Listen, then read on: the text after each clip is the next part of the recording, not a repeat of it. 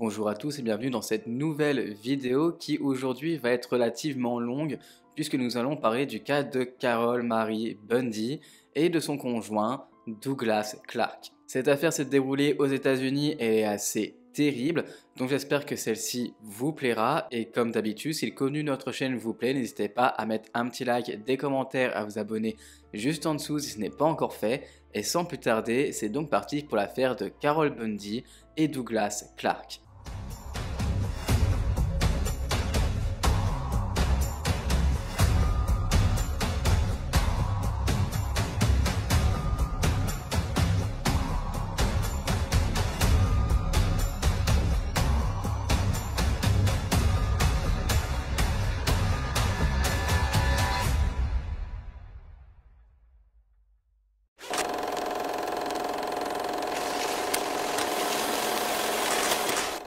Carol Marie Bundy, qui est née Carol Marie Peters le 26 août 1942 des parents Charles et Gladys Peters, est la deuxième des 3 enfants du couple. Carol était une enfant qui idéalisait énormément ses parents, au point où lorsque celle-ci parle de son enfance, elle ne parle que des bons aspects de celle-ci, de bons souvenirs avec ses parents. Carol parlait de sa mère comme d'une femme lumineuse, adorable et qui était très glamour, et en effet Gladys Peters l'était. C'était une coiffeuse et était occasionnellement la doublure de Ruby Killer en tant que danseuse de claquettes. Carol dressait donc toujours un portrait idyllique de sa famille, et pourtant son père était un homme alcoolique qui devait changer souvent de ville au gré de ses contrats de dépanneur pour cinéma, ce qui obligeait finalement toute la famille à déménager à chaque fois. Carol était vue par sa mère comme une enfant peu attrayante, incapable de répondre aux attentes de celle-ci, qui la voyait comme une petite fille maladroite. Bref, ce n'est vraiment pas le genre de mère finalement que l'on aimerait avoir, puisqu'elle ne boostait pas du tout son enfant à être une meilleure personne, elle ne l'encourageait pas, au contraire, elle la rabaissait constamment. Par exemple, lorsque sa fille n'avait que 8 ans, elle lui a rasé entièrement la tête sans aucune raison apparente.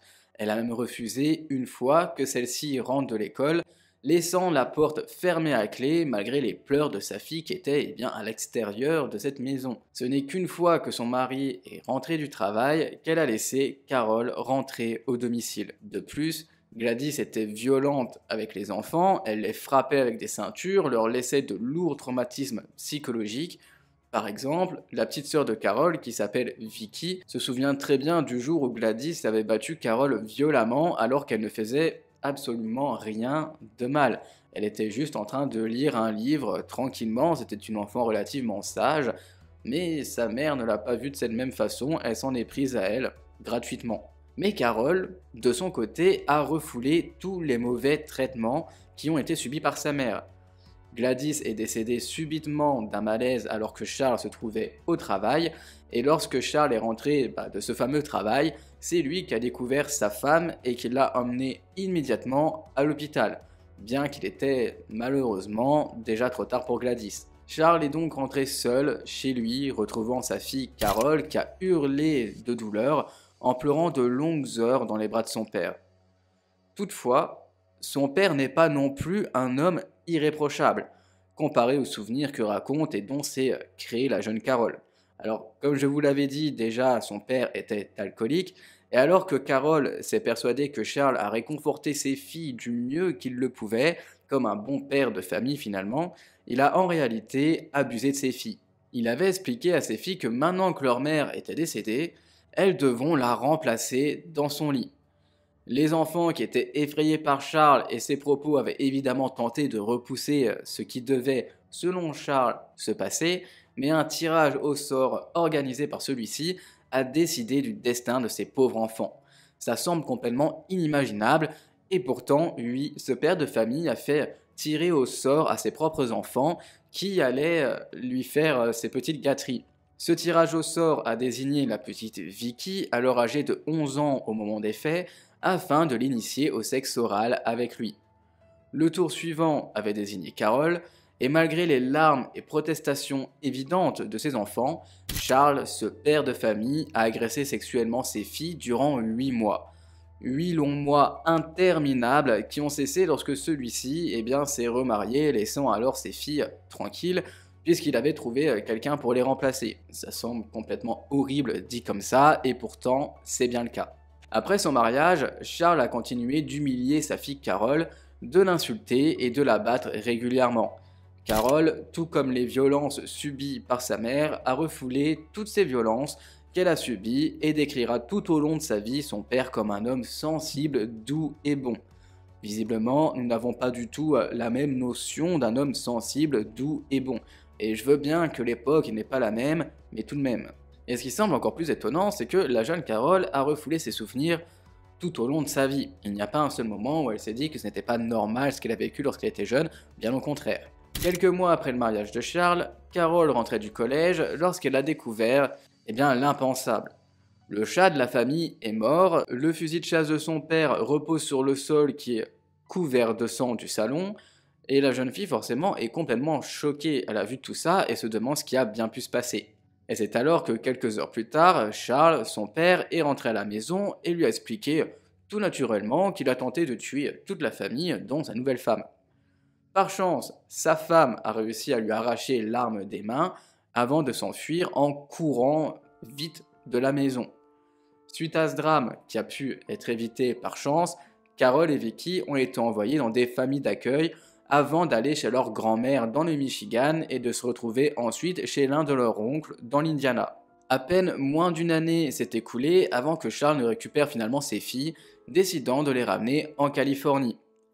Alors âgée de 17 ans, Carole a décidé d'épouser un homme de 56 ans du nom de Léonard, bien qu'elle l'ait finalement rapidement quitté. Rien de bien étonnant, entre les 40 ans d'écart, l'alcoolisme de celui-ci et le fait qu'il veuille qu'elle se prostitue pour amener de l'argent à la maison, tout était réuni pour que la relation ne dure pas vraiment dans le temps. Ensuite, la vie se passe avant qu'elle ne rencontre un autre homme, toujours un peu plus âgé qu'elle, puisque celui-ci était âgé de 32 ans. L'homme s'appelait Richard Jess, avait donc 32 ans, était un écrivain, mais qui, en dehors de la science-fiction, écrivait des scénarios et des livres à caractère pornographique. En 1962, Charles Peters, son père, s'est alors pendu, et des suites de ce décès, Richard, le conjoint de Carole, s'était dit que la jeune femme allait enfin ouvrir les yeux sur son père, reconnaître qu'il l'avait agressée autant physiquement que sexuellement durant de longues années, mais comme je vous l'ai dit un petit peu plus tôt, ça n'a malheureusement pas été le cas, et ça ne l'a jamais été. Carole trompait régulièrement Richard avec des femmes, et on ne sait pas vraiment si celui-ci était au courant des aventures de celle-ci. En tout cas, ils sont restés ensemble malgré tout. Le couple avait tout de même décidé de déménager dans l'Oregon ensemble. Néanmoins, Carole a commencé à se prostituer avec d'autres hommes dans le but de gagner de l'argent. D'ailleurs, je ne suis pas certain si la liaison entre autres et hommes se fait, donc désolé si ce n'est pas le cas pour ces fautes de grammaire. Richard, qui semblait être un homme bon, avait proposé à Carole de lui payer une école d'infirmière pour qu'elle n'ait plus à faire le trottoir, qu'elle puisse gagner sa vie autrement que se prostituer, et de plus il lui a proposé avec une seule et unique condition, c'était que celle-ci s'y investisse vraiment, et chose que Carole a acceptée. Carole a donc étudié à l'université de Santa Monica et obtenu son diplôme d'infirmière. Et aux grandes dames de Richard, c'est à l'université qu'elle a rencontré un autre infirmier qui s'appelle Grant Bundy, pour qui elle a donc quitté Richard dans le but de se marier avec Grant. Mais bien que séparés, Richard et Carole seraient restés de très bons amis et leur amitié aurait duré dans le temps. Le mariage avec Grant Bundy était une relation relativement stable, et ils ont même eu un enfant ensemble, un garçon qu'ils ont appelé Chris. Cependant, dès lors que cet enfant est né, leur relation a commencé à voler en éclats. Selon Carole, Grant a commencé à s'éloigner d'elle et finalement il a même commencé à la battre. Carole a donc fini par quitter cet homme, a flirté avec une femme durant quelques semaines, avant de finalement revenir au domicile familial faute de moyens financiers pour pouvoir s'émanciper complètement de son mari. C'est alors que le couple Grant-Carole ont eu un deuxième enfant, un autre garçon du nom de David. Mais malheureusement pour Carole, elle a commencé à avoir de graves problèmes de vue, ce qui n'a absolument pas arrangé son mari qui avait peur de se retrouver avec deux enfants et une femme aveugle sur les bras. il est vraiment pas sympa cet homme du début jusque la fin. Donc plutôt que de la quitter, à la limite, il a préféré l'abattre encore plus.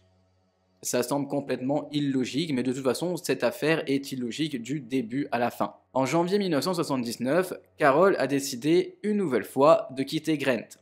Elle a pris ses 2 enfants et s'est réfugiée dans une association pour femmes battues. 2 semaines plus tard, elle a réussi à se trouver un petit appartement à San Fernando et a pu commencer sa nouvelle vie. L'immeuble dans lequel la femme s'est installée s'appelle le Valerio Gardens et lorsque les gérants de celui-ci, John du surnom Jack et Janet Murray, ont rencontré Carol Bundy, elle était alors âgée de 36 ans.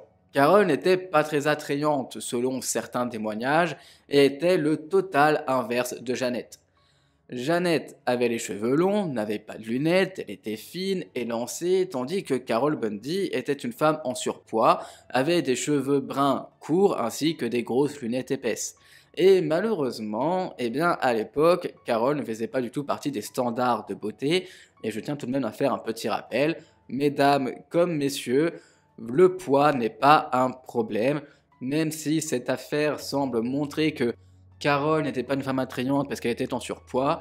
Tous les goûts, d'une part, sont dans la nature, et d'une autre, il n'y a pas de standard à suivre. Chacun est comme il est, et le plus important est d'être en bonne santé.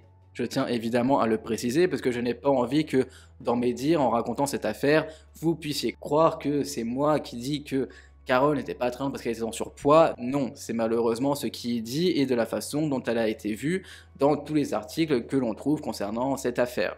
Quoi qu'il en soit, de par ces différences physiques qui sont à l'opposé l'une de l'autre, Janet ne s'était jamais imaginé que son mari, Jack, pouvait être intéressé et même attiré par Carol, lui qui d'ailleurs préférait à la base les blondes.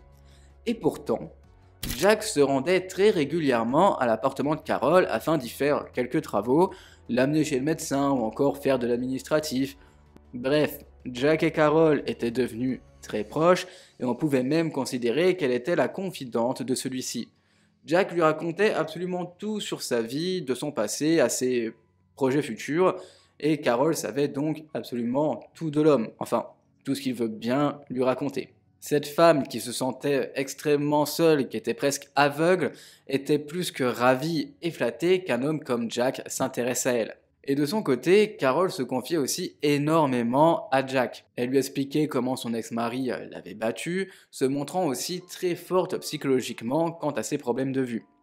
Ainsi, toutes ces confidences et ce rapprochement ont conduit à des relations sexuelles qui ont rapidement fait tomber Carol amoureuse de l'homme. Mais Carol n'avait pas une vision très saine de l'amour, et son amour s'est très vite transformé en obsession pour Jack. Elle suivait l'homme absolument partout, lui demandait constamment des travaux dans l'appartement, enfin vous vous doutez bien que ce n'était pas vraiment que pour faire des travaux, de l'aide pour ses rendez-vous, bref, c'était vraiment de trop. Carol pensait que ses sentiments étaient réciproques parce qu'ils avaient souvent des rapports sexuels, que lorsqu'il l'amenait au médecin, il en profitait pour faire l'amour dans la camionnette. Pour elle, Jack ressentait la même chose qu'elle, mais ce n'était évidemment pas le cas. La femme a même reçu, grâce à l'homme et son aide précieuse, une prestation d'invalidité et une aide ménagère. Alors certes, il l'aidait, mais le fait d'aider quelqu'un et d'avoir des relations charnelles avec ne signifie pas pour autant avoir des sentiments. Quoi qu'il en soit, grâce à toute l'aide que lui offre Jack et tous les rendez-vous médicaux qu'elle a espoir de retrouver la vue au suite d'un rendez-vous chez l'ophtalmo qui lui explique qu'avec une opération, ça pourrait nettement améliorer son état. Jack, de son côté, continue de prendre soin d'elle, il lui prête également de l'argent, au point où Carol se fait vraiment énormément de films. Elle s'imagine une vie avec Jack et espère qu'il quittera Janet pour elle. Mais l'homme ne voyait pas les choses de la même façon, comme je vous l'ai dit, bien au contraire. Il a demandé à Carol de l'appeler moins souvent, d'être plus discrète dans son comportement, alors la femme se retrouve là, à attendre patiemment que l'homme l'appelle pour qu'ils se voient et qu'ils aient des relations sexuelles. En somme, à notre époque, on dirait simplement que Carol était le bouche-trou de ce fameux Jack. En octobre 1979, Carol a eu sa deuxième opération aux yeux, ce qui lui a redonné un petit peu la vue, avec son avantage et ses déboires.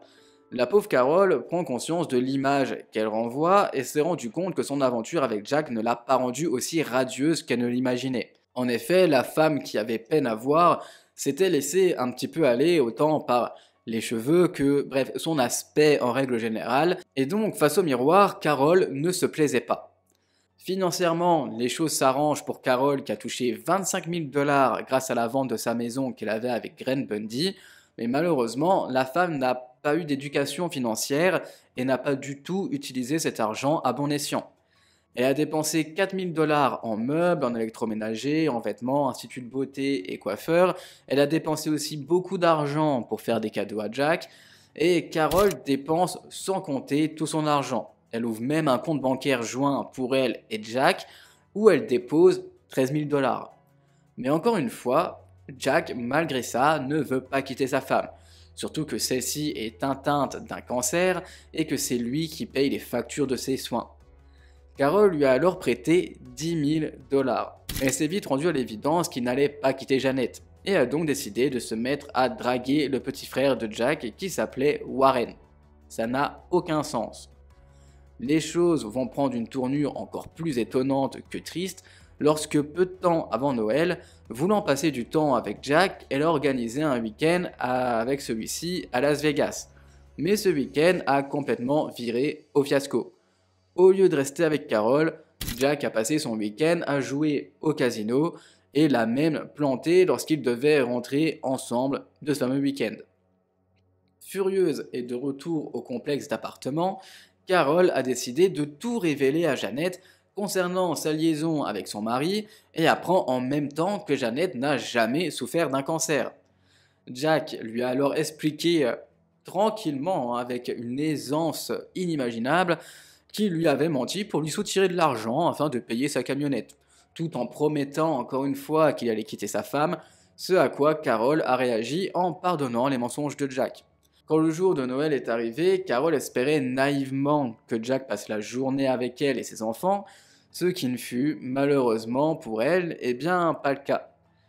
Jack était auprès de sa famille à lui, de sa femme Janet et de leurs enfants. Carol a alors attendu de voir l'homme partir du domicile pour aller voir Janet, lui offrant la somme de 1 500 $ pour que celle-ci quitte Jack. Janet est restée très calme et avait simplement rétorqué à Carol que si c'est la volonté de Jack de partir, alors elle partira sans faire de vagues.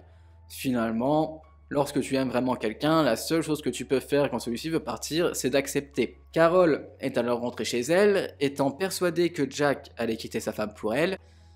Elle attendait patiemment que l'homme frappe à sa porte avec sa valise, mais il n'est jamais venu. Lorsqu'ils se sont croisés dans les couloirs, Jack a eu un comportement virulent avec Carol et lui a bien fait comprendre qu'il fallait qu'elle s'éloigne de lui et de toute sa famille. 3 jours plus tard, Carol s'est alors rendue au Little Nashville Club, un club que Jack fréquentait très régulièrement dans l'espoir de se réconcilier une fois de plus avec son amant. Mais à peine a-t-elle ouvert la porte qu'elle est tombée nez à nez avec Jack qui dansait tout sourire avec sa femme Janet.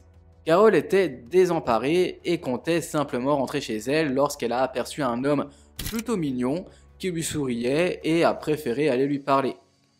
L'homme est un homme qui est blond, cultivé, gentleman et offre une danse à la pauvre Carol qui est déboussolée face à la vision de son amant qui danse émerveillé avec sa femme.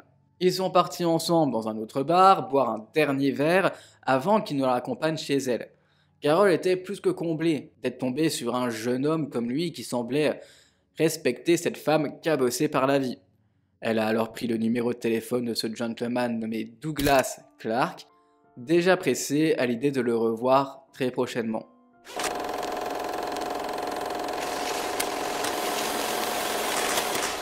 Douglas Clark est né Daniel Clark en 1948 en Pennsylvanie. Il est le 3e enfant de Blanche et Franklin et son père était un Marines et sa mère une femme au foyer. Le jeune Daniel a changé de prénom pour s'appeler Douglas à l'âge de 3 ans et c'est pour ça que tout au long de cette affaire on l'appelle Douglas. Peu de temps après sa naissance, la famille au complet a déménagé comme il le faisait déjà régulièrement. Ils sont donc partis à Seattle avant de se rendre à Berkeley puis finalement de déménager au Japon jusqu'en 1958. Cette année-là, son père qui avait été promu lieutenant-commandant a décidé de quitter l'armée. L'année suivante, ils ont déménagé dans un atoll des îles Marshall où toute la famille se plaisait là-bas, ils étaient tous contents d'y être et ils y ont passé 2 années en vivant dans un quartier colonial avant de revenir vivre aux États-Unis à Berkeley avant de partir encore une fois pour l'Inde cette fois-ci. À l'adolescence, Doug et son frère Walter ont été envoyés à Écola, une école internationale qui se trouve proche de chez nous puisqu'elle est à Genève. Enfin, chez nous, les Français, puisque je sais qu'il y a des Belges et des Québécois qui nous regardent, d'ailleurs, bonjour à vous. Donc voilà, l'école était à Genève, en Suisse. Et c'est une école qui est majoritairement fréquentée par des diplomates des Nations Unies, des familles royales d'Europe et du Moyen-Orient. Bref, c'est une école assez cotée. Dans cette fameuse école, Doug est perçu comme un garçon assez maussade, arrogant et surtout très solitaire. Son niveau scolaire est loin de l'excellence, préférant plutôt s'intéresser aux filles qu'à ses devoirs. Âgé de 16 ans, Douglas a été renvoyé de son école et a fini dans une académie militaire dans l'Indiana. Douglas n'était pas très heureux là-bas, ce qui n'a rien de bien étonnant, et finira même par être envoyé face à un psychiatre par le directeur de l'école qui trouvait son comportement alertant et problématique. Douglas avait une réelle obsession pour les filles et la sexualité. Par exemple, lorsqu'il ramenait des filles dans sa chambre, ce qui était bien sûr interdit par le règlement scolaire, il enregistrait leur ébat pour les écouter par la suite et les faire écouter à ses camarades. Ce qui est assez glauque et illégal. Enfin, je sais pas si c'est illégal, mais si ça ne l'est pas, ça devrait l'être en tout cas. L'année suivante, lorsqu'il a 17 ans, il s'est mis en couple avec une fille de 14 ans. Bien que tout semblait aller bien au départ, il a fini par prendre des photos de leurs ébats et de les montrer à toute l'école pour s'en vanter, mais malheureusement cette jeune fille, elle s'est surtout sentie humiliée. Âgé de 19 ans, il est enfin sorti de l'académie de Culver en étant diplômé et est reparti dans la foulée vivre chez ses parents. Quelque temps plus tard, il est parti s'engager dans l'armée de l'air, mais est parti aussitôt après avoir terminé son contrat. Il est alors parti vivre chez sa sœur en attendant, ce qui arrangeait la jeune femme puisqu'elle voulait quitter son mari qui était violent et avoir son frère sous la main, et bien ça l'arrangeait. Âgé de 24 ans, Douglas a rencontré une femme du nom de Beverly qui avait 27 ans. Ils se sont mariés, ils ont acheté une entreprise de tapisserie d'ameublement pour voitures, mais au cours de l'année 70, l'entreprise était en total déclin, au point carrément de faire faillite. Doug a fini par sombrer dans l'alcoolisme et a été obligé d'aller durant 2 ans aux alcooliques anonymes avant de replonger une nouvelle fois dans l'alcool. En 1974, le couple Douglas-Beverly décide de divorcer et de rester amis, voyant bien que le couple ne fonctionnait absolument pas, donc plutôt de perdre encore plus leur temps, ils préfèrent se séparer et se laisser chacun la chance de rencontrer quelqu'un avec qui ça fonctionnerait. 5 ans plus tard, Douglas occupait un poste d'ingénieur dans une usine de papeterie et de savon, et c'est alors qu'en 1980, il a mis le feu à sa voiture afin de toucher l'argent de l'assurance. C'est donc ce qu'on appelle une fraude à l'assurance, et c'est bien sûr illégal. C'est à ce moment-là où il a rencontré Carol Bundy. Dans cette période de sa vie, Douglas fréquentait beaucoup de femmes qui étaient jugées par la société comme non attrayantes, dans le but que celle-ci l'héberge, d'être entretenue par elle en échange de ses faveurs sexuelles. En gros, c'est ce qu'on appelle un gigolo. Mais dès que ces femmes tombent un petit peu trop amoureuses de lui à son goût, il finit par les quitter pour partir chez une autre femme.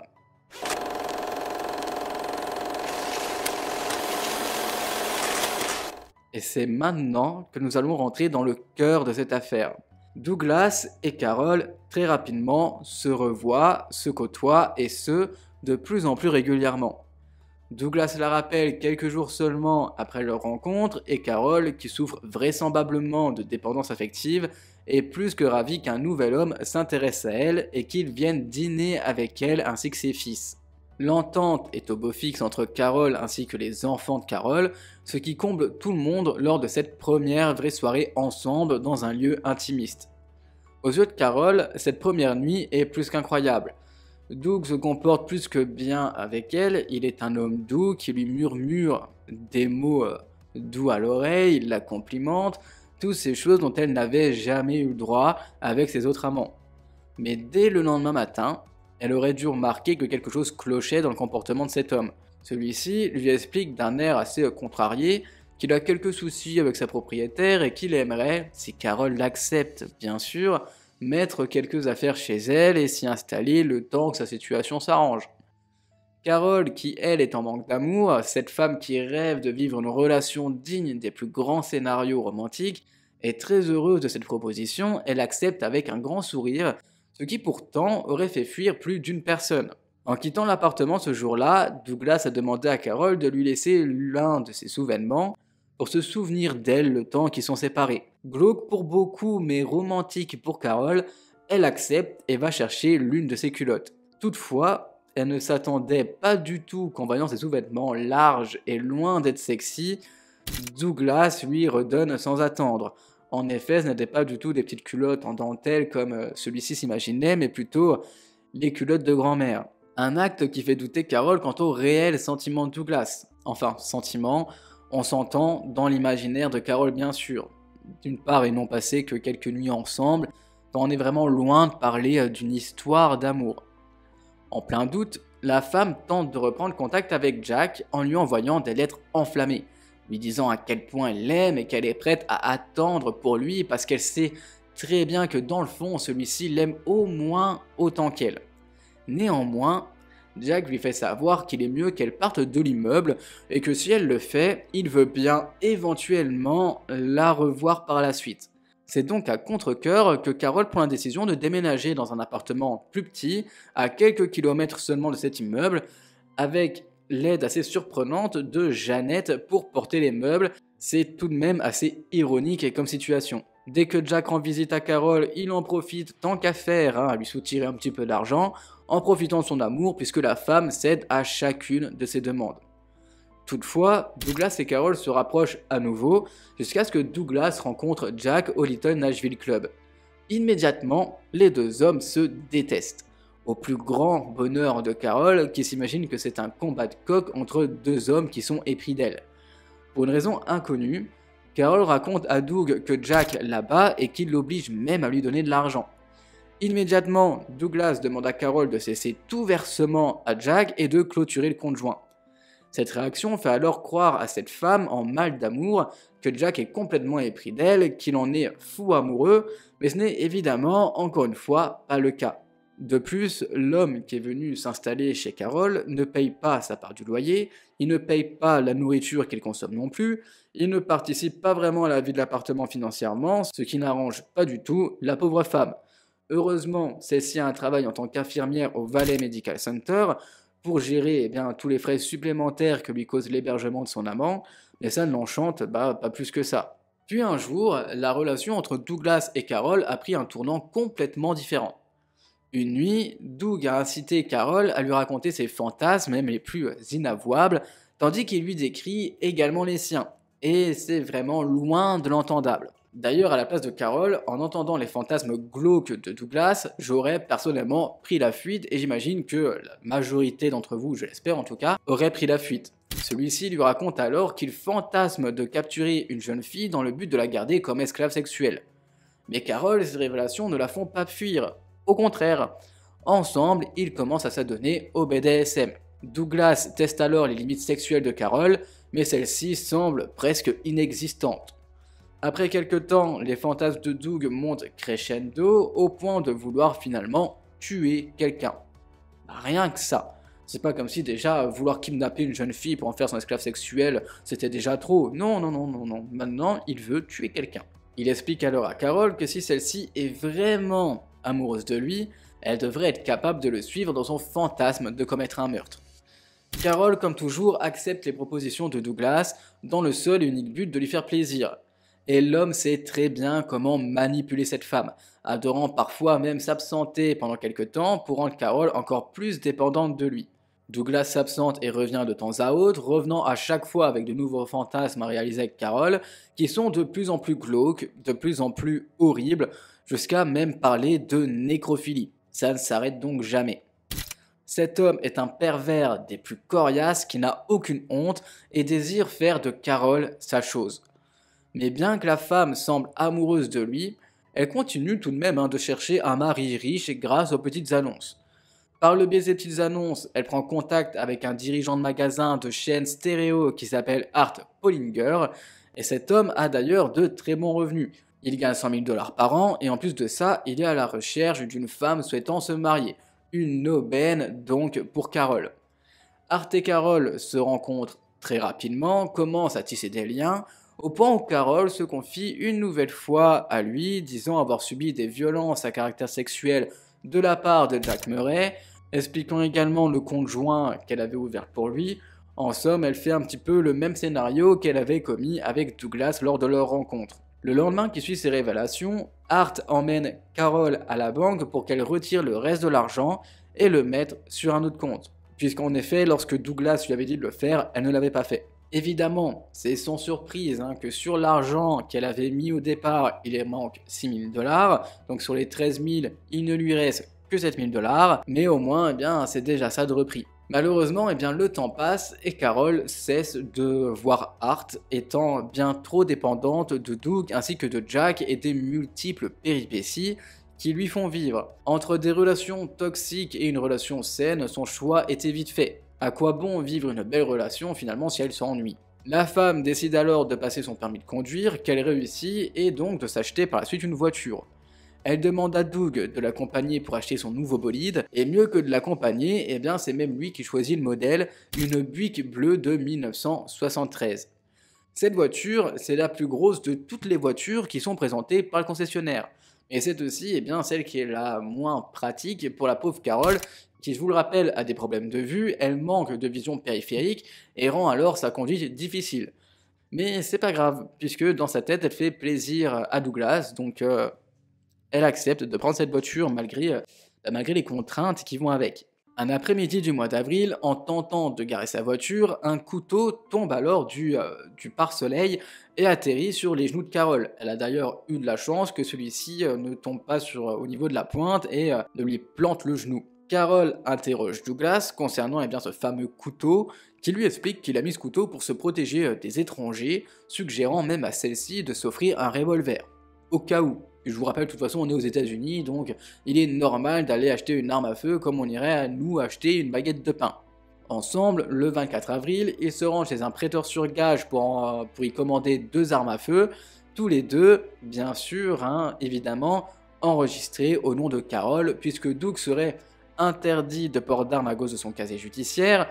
Du moins, c'est ce que l'homme raconte à Carol, qui elle, toujours plus trouve ça sexy, mais ce n'était qu'un mensonge de plus de la part de Douglas, c'est simplement qu'il savait que s'il se passait quoi que ce soit, il préférait que les armes soient enregistrées au nom de Carol plutôt qu'à son nom.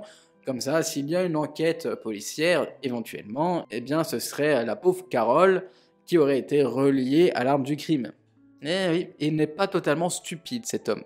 3 semaines plus tard, le 16 mai, Carol se rend donc chez le prêteur sur gage, y chercher les 2 revolvers, des automatiques de calibre 25 ainsi que 3 cartouches de munitions. Carol, à force de passer du temps avec Douglas, est complètement tombée sous sa coupe. Elle lui fait à manger, le ménage, lui achète des vêtements, bref, elle fait absolument tout pour cet homme.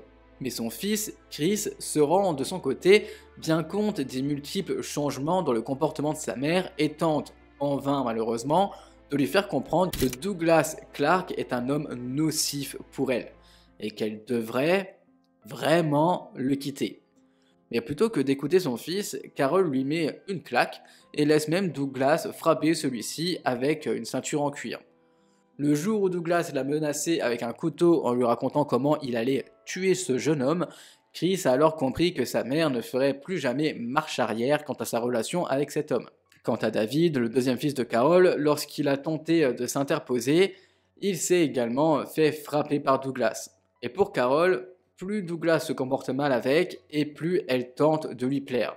Encore plus glauque, Doug lui dit qu'il ne veut plus avoir de relations sexuelles avec elle, parce que celle-ci ne l'attire plus. De ce fait, il la force à le suivre pour choisir des prostituées, avec qui il a des rapports tandis que Carol se trouve sur le siège arrière de la voiture. J'imagine la scène qui devait vraiment être pas facile à vivre pour la pauvre Carol. Quotidiennement, Douglas part de l'appartement durant de longues heures, voire même parfois pendant des journées entières, et rapproche à Carol ses changements d'humeur. Il la fait culpabiliser, lui disant que c'est à cause de son caractère qu'il part si régulièrement, alors qu'en réalité, Douglas est surtout à la recherche d'une nouvelle femme chez qui pouvoir aller crécher pour se débarrasser une bonne fois pour toutes de Carol, mais ceci est bien sans succès. Douglas se trouve des petites amies, mais jamais rien de sérieux, jusque finalement fin mai où il se trouve une nouvelle copine, assez similaire à Carol physiquement parlant, et tout autant désespérée qu'elle. Douglas finit par s'installer chez elle et ses 2 enfants le 3 juin, tout en continuant de fréquenter Carol qui vient en même temps de changer de voiture. Après un incident avec cette voiture que Carol a prêtée une fois à Douglas, elle décide de confier ses 2 fils à leur père, réalisant enfin que l'homme qu'elle fréquente est dangereux. Puisque, en effet, lorsqu'elle a prêté la voiture à Douglas et que celui-ci a redonné cette voiture à Carol, elle a remarqué qu'il y avait un trou au niveau du levier de vitesse. Et en voyant ce trou, elle a bien compris que c'était quelque chose de vraiment pas net qui a dû se passer, et a donc préféré confier ses 2 fils à leur père en attendant. Après le départ de ses 2 enfants, Doug a décidé de réaménager avec Carol, notamment parce que la femme chez qui il vit l'a mis dehors. Donc il n'a pas vraiment décidé, il n'a pas réellement eu le choix, il l'a fait un petit peu par dépit.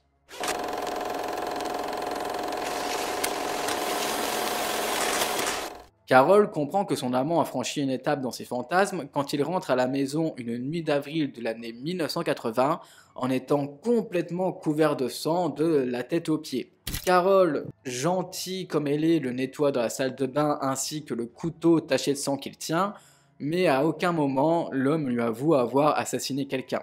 Quelque temps plus tard, Douglas a essayé d'aborder une prostituée sur un parking d'un supermarché pour lui proposer une passe à 40 $, mais ça s'est très mal déroulé puisque l'homme a décidé de la menacer avec un couteau.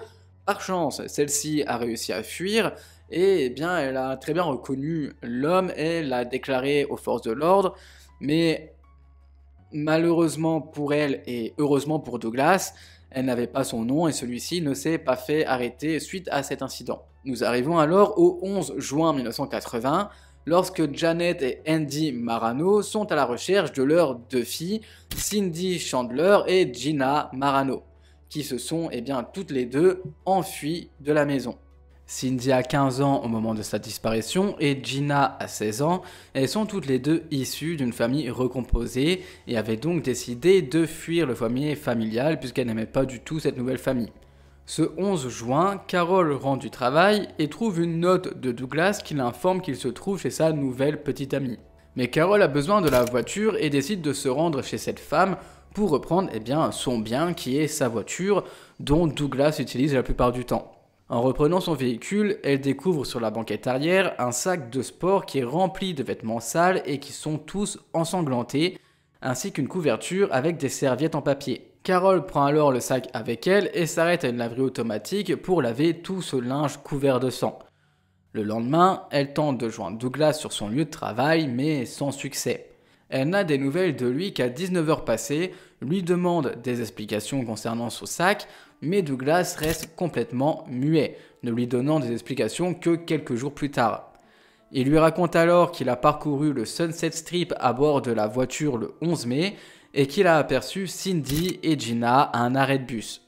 Douglas s'est arrêté, a baissé la vitre et a tenté de convaincre les 2 adolescentes de monter avec lui. Les 2 jeunes filles sont montées dans la voiture et à peine une centaine de mètres plus loin, il a menacé Cindy de tuer Gina si elle ne lui fait pas une fellation. Face à son hésitation, il a tiré et blessé Gina à l'oreille gauche. Quand Cindy s'est redressée, il lui a tiré une balle dans la tête, mais celle-ci n'est pas morte sur le coup, et il a ensuite tiré sur les 2 filles, une balle dans le cœur et une autre dans la tête. Il s'est alors rendu au garage qu'il loue à Burbank, où il a garé sa voiture dans l'allée, puis il a recouvert les corps ensanglantés d'une couverture et les a traînés à l'intérieur de ce fameux garage. C'est à cet instant que Doug s'est rendu compte que Gina n'était pas morte et qu'elle était en train de tenter de lever le bras, avant finalement de mourir sous ses yeux sans même qu'il ait le temps lui de dégainer son arme et d'essayer de la tuer. Il a ensuite mis le corps dans le garage sur un matelas et a violé les corps des 2 adolescentes qui étaient donc décédées. Vers 20h, après avoir laissé son mot pour retrouver son ami, il a pris son appareil photo et est retourné au garage afin de photographier les corps. Il a ensuite remis les corps dans la voiture et les a jetés près des studios Disney, et c'est alors que Douglas est ensuite rentré chez sa petite amie. Et voilà donc ce qu'il raconte à Carol. Carol, à la base, n'a absolument rien dit, elle est restée stoïque et a accepté ce que son amant a dit, Mais le samedi soir suivant, soit le 14 juin 1980, Carol appelle le service de police en prenant le pseudonyme de Betsy, confiant à l'officier qu'elle pense que son amant est responsable du meurtre de 2 jeunes filles. Elle raconte à celui-ci qu'elle a lavé leurs vêtements en décrivant également ceci. Cependant, l'officier lui répond que ce qu'elle dit ne correspond pas du tout à ce qu'il sait concernant les jeunes filles disparues. Carol raconte comment Doug les a tuées, mais un collègue qui écoute la conversation avec un autre téléphone fait signe à son collègue qui, lui, a Carol au téléphone, que celle-ci est une menteuse et de cette façon, l'inspecteur a raccroché. Ce soir-là, Douglas rentre chez Carol et lui dit de mettre les informations à la télé. Le journaliste à la télévision raconte alors la découverte du corps d'un homme, un certain Vic Weiss, dans le coffre d'une Rolls-Royce dans le garage de l'hôtel Sheraton Universal. Douglas explique donc à Carol que c'est lui qui a commis le meurtre et que c'était une sorte d'initiation pour rentrer dans un groupe mafieux. Le dimanche suivant, Doug emmène Carol faire un tour et se rend près d'un ravin où il lui fait savoir qu'il a jeté le corps d'une prostituée blonde de 17 ans dans celui-ci. Le 20 juin 1980, Carol accompagne cette fois-ci Doug dans le but de commettre ensemble leur premier meurtre en commun, si on peut dire ça comme ça. Je pense que des choses en commun avec son amant, on aimerait en avoir, mais pas forcément des meurtres. À bord de leur voiture, ils se rendent près du marché Hudges à Hollywood, jusqu'à ce qu'ils voient une femme blonde en robe. Douglas très rapidement appelle cette jeune femme, qui préfère au départ l'ignorer, avant de finalement accepter de monter dans sa voiture.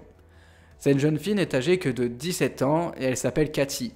Carol s'est assise à l'arrière de la voiture avec son revolver chargé, rangé dans son sac à main, et d'un air plutôt gentil, elle se présente à la jeune fille, sûrement afin de la rassurer tout en faussant évidemment son identité. Carol s'appelle alors Barbara. Le couple a mis en amont un plan en place. Si Carol prend la décision de tuer Cathy, elle devra lancer à Doug « Bon Dieu, qu'est-ce que je m'éclate !» Mais si elle ne fait rien, Douglas obligera Cathy à lui faire une fellation. Le couple machiavélique fixe le prix de 30 $ pour la passe et Doug passe derrière une station-service afin d'être tranquille. Mais durant l'acte, Douglas n'arrive pas à avoir une érection.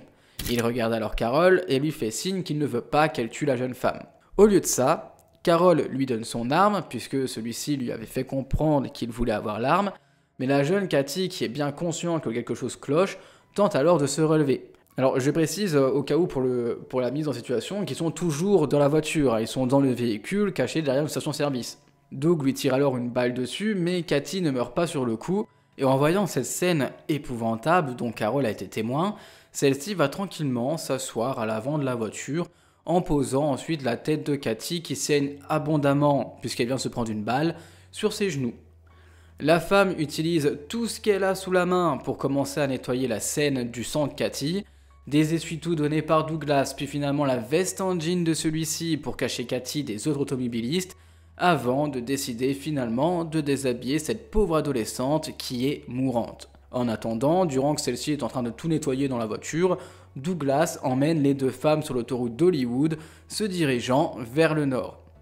En arrivant proche d'un parc d'attractions nommé Magic Mountain, un petit peu plus loin sur un chemin de terre, Doug y cache le corps de Cathy dans des buissons. Le couple Carol et Doug décident alors de rentrer tranquillement chez eux comme si rien ne s'était produit cette nuit-là, vers 5h du matin. Le lendemain, c'est un samedi, et Doug décide d'amener la voiture au lave-auto pour nettoyer toutes les traces laissées par le crime de la veille, avec le fils de sa petite amie dans celle-ci, ainsi que Carol. Pour ne pas éveiller les soupçons du jeune garçon, il lui explique simplement que le sang est celui d'un chat renversé la veille qu'il a voulu sauver en l'amenant chez le vétérinaire, et cette même histoire, il l'a racontée à sa petite amie quand elle s'est plainte d'une odeur de viande dans l'habitacle de la voiture. De plus, sa petite amie est très en colère contre Douglas d'avoir emmené son fils laver la voiture en compagnie de Carol, et lui demande même de mettre fin à sa relation avec celle-ci. Quelques heures plus tard, Douglas se balade dans la rue, seul, à la recherche d'autres victimes. C'est alors qu'il tombe sur 3 prostituées, mais aucune d'elles n'accepte de venir à sa voiture. Alors Douglas continue sa chasse, puis revient sur les lieux, où il retombe cette fois-ci sur l'une des 3 prostituées, et pour une fois, elle était seule. Cette femme s'appelle Exie Wilson, c'est une prostituée originaire de l'Arkansas qui s'est installée à Contrecœur dans la région une semaine auparavant avec son petit ami qui est également son proxénète. Exy accepte de monter avec lui dans la voiture et ensemble se dirigent vers un parking vide. Une fois retourné, Doug lui tire une balle dans le dos, mais ça ne suffit pas pour tuer la jeune femme sur le coup qui va mordre Douglas. L'homme termine le travail, il l'achève, il lui vole sa bague, puis sort un couteau de son sac pour lui couper la tête. Douglas laisse ensuite le corps dans une flaque de sang sur le parking et place la tête dans un sac plastique qu'il jette à l'arrière de la voiture. Avant de rentrer chez lui, assassin mais pas bête, il réalise que les deux autres prostituées vont sûrement se souvenir de lui, voire même être capable de l'identifier. Alors il décide de retourner encore une fois là où étaient postées les prostituées et tombe sur l'une d'entre elles qui l'a fait monter dans sa voiture. Il l'amène alors près des studios de Burbank, sort son arme et lui tire dans la tempe gauche. La jeune femme nommée Karen Jones est décédée sur le coup. Avant de jeter son corps de la voiture, il lui vole son argent ainsi que ses boucles d'oreilles, puis s'en va direction le nouvel appartement de Carol. À peine quelques minutes plus tard, un policier tombe sur le corps de Karen Jones qui était maman d'un petit garçon qui s'est alors retrouvé orphelin. Une fois chez Carol, il raconte à celle-ci la nuit meurtrière qu'elle vient de passer, ce qui devrait effrayer plus d'une personne, a excité Carol, qui s'est senti encore plus attiré par cet homme. Et c'est ensemble qu'ils décident de vendre la voiture en pensant qu'il devient trop dangereux de la garder puisqu'il y a énormément de preuves et de traces de sang dans celle-ci, et prennent la décision de la vendre à l'un des collègues de Douglas. Mais avant ça, l'homme a récupéré la tête de Exy qui était toujours dans la voiture et il la range dans le congélateur de l'appartement de Carol, l'utilisant de temps à autre pour faire des fellations. Carol a ensuite pris la décision d'acheter un petit coffre en bois pour y mettre la tête de Exy dedans, afin de jeter cette tête et ne pas avoir de preuves à leur domicile. Le couple a jeté le coffre ensemble, coffre qui a été retrouvé le 27 juin au matin par Jonathan Caravello, qui appelle de suite la police en découvrant sur cette immensité. Du côté de la relation entre Douglas et Carol, celle-ci se détériore au fil du temps. Carol attend de lui qu'ils vivent ensemble une bonne fois pour toutes et qu'il arrête de faire des va-et-vient, mais lui préfère continuer de fréquenter d'autres femmes et de vivre au gré de ses envies. Il ne veut même plus avoir de relations sexuelles avec elle et la menace même régulièrement de partir définitivement du foyer. Les seules fois où Douglas accepte d'avoir des rapports charnels avec Carol, c'est lorsque la fille de leur voisine qui est âgée de 11 ans est chez elle. Donc forcément, Carol, sans aucun scrupule, invite celle-ci le plus souvent possible à son domicile. Au final, Douglas manipule Carol, comme à son habitude, pour qu'elle parle de sa fidélité avec la petite et que celle-ci accepte de lui faire des fellations, chose qu'il réussit puisque les deux se relaient pour lui procurer du plaisir. Le temps passe, on se retrouve alors au 29 juillet 1980 et Carol tente alors de se suicider et se retrouve à l'hôpital. À la grande surprise de plusieurs personnes, ce n'est pas Douglas qu'elle appelle mais Jack Murray pour qu'il vienne la chercher à l'hôpital. Le lendemain, le 1er août, Carol laisse la fille de la voisine de 11 ans chez elle et s'en va voir Jack Murray. Doug, de son côté, prend la fille avec lui pour aller chercher de nouvelles proies. Il trouve alors une prostituée, il a un rapport avec elle devant la fillette qui le raccompagne ensuite chez elle, toujours avec la prostituée dans la voiture. Il repart ensuite avec cette prostituée et lui tire une balle dans la tête, viole son corps mort et se débarrasse de son corps. Carol, de son côté, a retrouvé son fameux Jack Murray, lui demande de coucher avec elle, mais celui-ci refuse, sauf si celle-ci lui trouve une autre femme pour faire un plan à trois, et dans ce cas-là, il accepterait d'avoir des rapports avec elle. Carol lui ramène alors dès le lendemain, encore une fois, sans aucun scrupule, la pauvre fillette de 11 ans, que Jack commence à toucher, mais Carol refuse qu'il aille plus loin que de la toucher, voulant préserver celle-ci uniquement pour Douglas.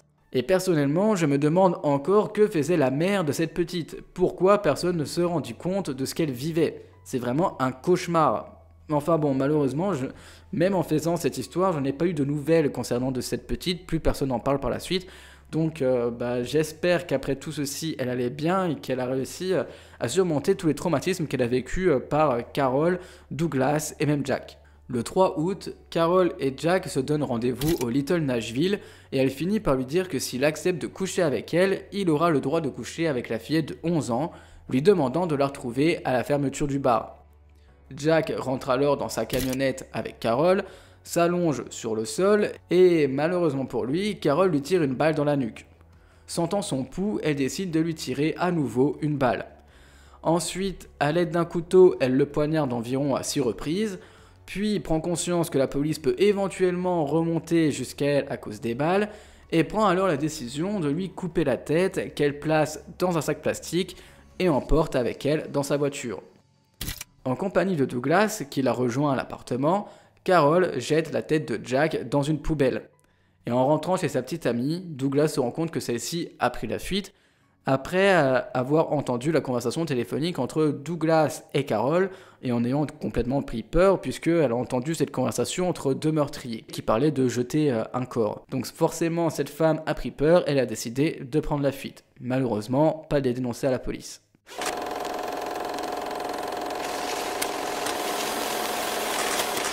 Douglas Clark commence peu à peu à paniquer, il a peur de se faire prendre et commence à blâmer Carol pour la situation dans laquelle il se trouve, lui criant dessus qu'elle a été stupide d'avoir tué Jack Murray.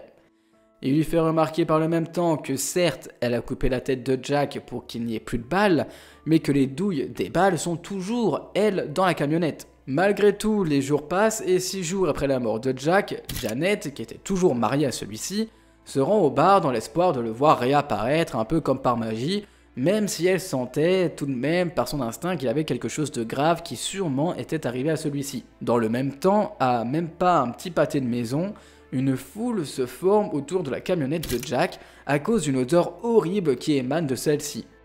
La police arrive après avoir été prévenue, elle ouvre la camionnette et tombe alors sur le corps de Jack. Celui-ci est couvert d'ampoules qui ont gonflé et noirci à cause de la chaleur. À la place de sa tête, il y a un oreiller qui est imbibé de sang. Dans le dos, de nombreuses traces de coups de couteau avec des coupures sur ses fesses ainsi que des coupures autour de son anus. L'inspecteur sur place, Roger Pida, conclut que le meurtrier est probablement une femme, puisque selon lui, Jack venait ou du moins s'apprêtait à faire l'amour lorsqu'il a été tué.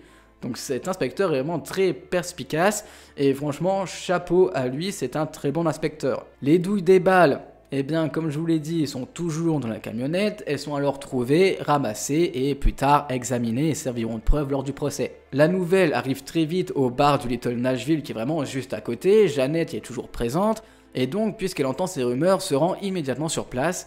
Mais la police préfère l'éloigner des lieux et l'emmène au poste de police. Et ils ont bien fait de l'éloigner parce que vu l'horreur qu'il y a dans cette camionnette, je pense que la vision de celle-ci l'aurait vraiment traumatisée. Mais juste avant de partir, elle entend un cri aigu et sanglotant d'une femme, celui de Carol Bundy qui était également sur place. Carol feint la douleur et se comporte de cette manière dans le but de faire croire qu'elle est touchée par la mort de Jack. Elle demande alors à Douglas de se débarrasser des armes à feu, ce qu'il fait sans plus attendre. De retour au Little Nashville, la police interroge les clients ainsi que le personnel qui leur explique que Jack avait peur d'une certaine Carol Bundy qui lui aurait montré des armes à feu qui se trouvaient dans sa voiture. C'est alors que dès le lendemain, Carol est embarquée par la police afin d'y être interrogée. Douglas et Carol avaient préparé un alibi dès le 3 août lorsque Jack a été assassiné et ensemble ils avaient conclu de dire à la police qu'ils avaient passé la soirée tous les deux à la maison et auraient donc passé une petite soirée en amoureux, bref rien d'extraordinaire mais qui leur permettait d'avoir un alibi plus ou moins solide. Mais Carol change l'histoire une fois au poste de police, elle la modifie légèrement en admettant avoir vu brièvement Jack plus tôt dans la soirée, une fatale erreur. Elle raconte aux policiers l'horrible façon dont Jack la traitait, notamment tout l'argent que celui-ci lui avait soutiré. Elle admet aux enquêteurs qu'elle possède une arme à feu, mais dit les avoir vendues et fournit même à la police une description détaillée de l'homme qui les aurait soi-disant achetés. Bref, plus elle parle, cette femme s'enfonce peu à peu. Et le détective Roger Pida sait qu'il y a anguille sous roche, mais n'a pour le moment malheureusement aucune preuve pour l'inculper de quoi que ce soit, donc il doit la laisser repartir. Après plusieurs péripéties dans la vie de Carol et déceptions suite à son arrestation, comme avoir tenté de reprendre contact avec l'un de ses ex pour qu'il puisse l'aider, sans succès évidemment, elle décide de prendre des médicaments, du Librium, et amène le matin Doug au travail, se dispute avec elle dans le même temps, avant de se rendre elle à son travail d'infirmière à l'hôpital. Une fois sur place, elle raconte les meurtres à son superviseur avant de quitter la pièce et d'aller chez elle pour appeler la police. Dans le même temps, ses collègues qui sont horrifiés par tout ce qu'ils viennent d'entendre, décident de prévenir la police pour leur dire que leur collègue Carol Bundy vient d'avouer des meurtres. Sur le chemin, Carol s'arrête à l'usine de Doug pour le prévenir qu'elle va tout dire à la police et que c'est fini pour elle. Elle lui donne de l'argent et décide de s'en aller. Évidemment, elle s'en va dans le but de se rendre chez elle et d'appeler la police pour les prévenir qu'elle a commis un meurtre. Douglas décide alors d'appeler l'inspecteur Pida, annonçant qu'il souhaite renoncer à son alibi qu'il aurait fourni volontairement à Carol, expliquant que celle-ci est sortie la nuit du meurtre de Jack et qu'elle était bizarre lorsqu'elle est rentrée à l'appartement.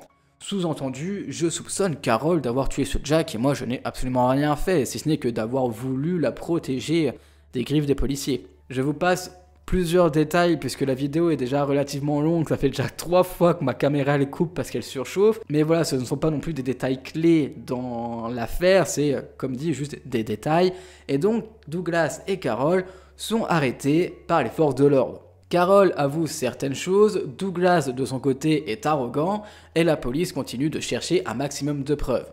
Et nous passons donc directement au procès parce que je ne pensais pas que la vidéo, encore une fois, allait être si longue. Ça fait déjà 3 batteries que je vide et 2 heures que je suis en tournage. Donc je vous passe vraiment plusieurs détails qui n'ont pas spécialement d'importance lors de cette bataille judiciaire. Simplement, voilà, les policiers, ils cherchent des preuves, ils en trouvent. Carol, de son côté, avoue un maximum de choses en disant que Doug ne l'a forcé à rien faire, que tout était de son plein gré. Doug, lui, essaye de se dépatouiller de tout ça en manipulant la police, mais ça ne marche pas. Et nous arrivons donc au procès.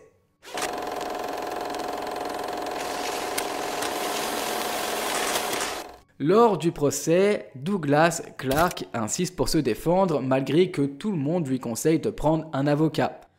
Durant tout le processus, Douglas a même l'audace, parce que c'est vraiment de l'audace, un sacré culot, de porter plainte contre le système judiciaire, accusant la police de fabriquer des preuves contre lui.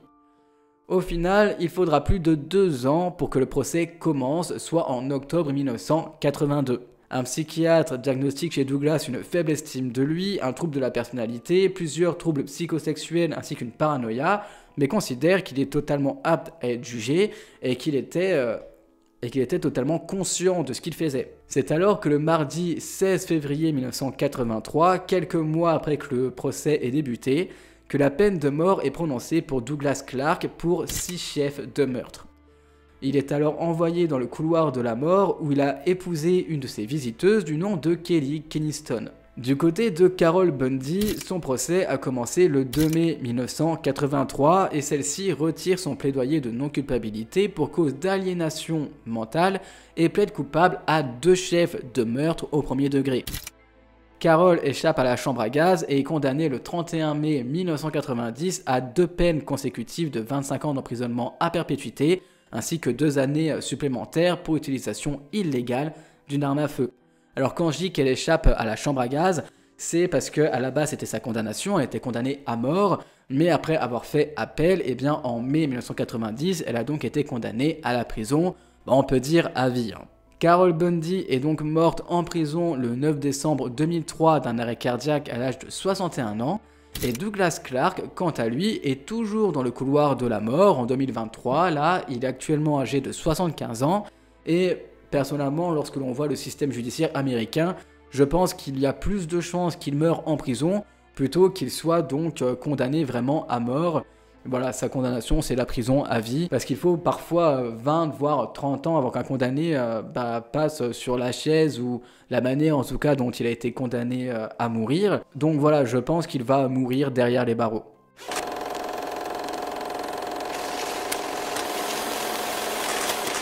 C'est donc tout pour l'affaire de Carol Bundy et Douglas Clark. J'espère que cette affaire vous aura intrigué et plu, et surtout qu'elle était encore inconnue pour la majorité d'entre vous. Je suis désolé d'avoir passé plusieurs détails de cette affaire entre le moment où ils se font arrêter et le procès. Alors je vous rassure, c'était des détails qui n'avaient pas non plus la plus haute importance dans ce procès. Ce ne sont encore une fois que des détails. Mais voilà, ma batterie fait que se décharger. Elle ne tient plus du tout la charge puisque ça fait, comme dit, plus de 2 heures que je suis en plein tournage. Donc voilà, ne m'en voulez pas. J'espère en tout cas que cette affaire vous aura intrigué.